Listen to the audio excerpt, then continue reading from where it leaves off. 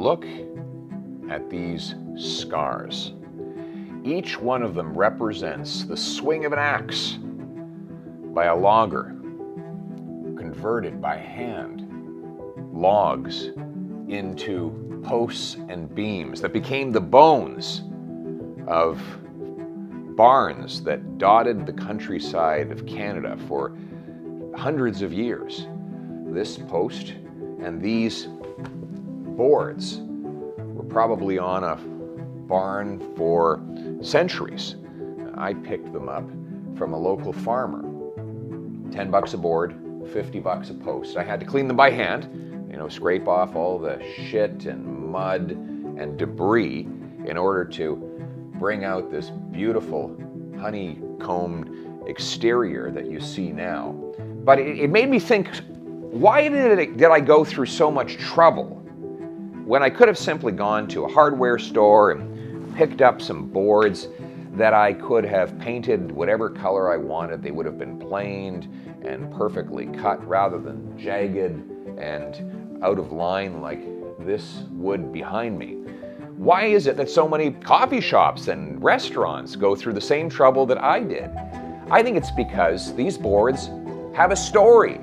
Not only the hard work of the men and women who built these barns, but also the way that nature, through wind, sun, rain, sleet, painted this beautiful patina on the outside of them.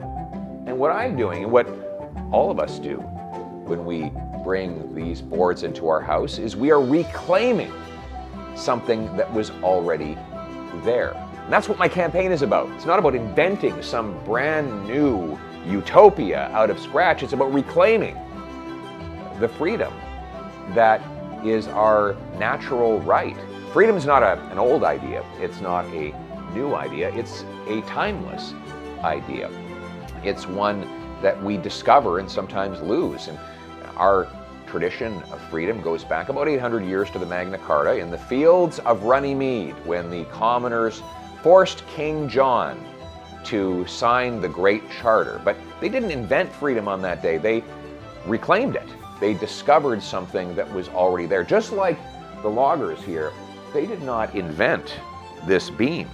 The beam was always inside the log. They just had to slice off the exterior rounded parts so that it would be square, so that the mortises and tenons could go together and hold that structure up for so many hundreds of years against the powerful winds of nature and time.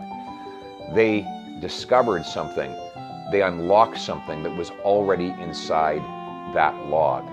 It was naturally there. By contrast, the statists, the big government, so-called liberals of today, they don't want to restore the timeless ideas. They want to sweep away our history so that they can invent a new utopia from scratch. They can tear down all our statues and ban all kinds of words and books.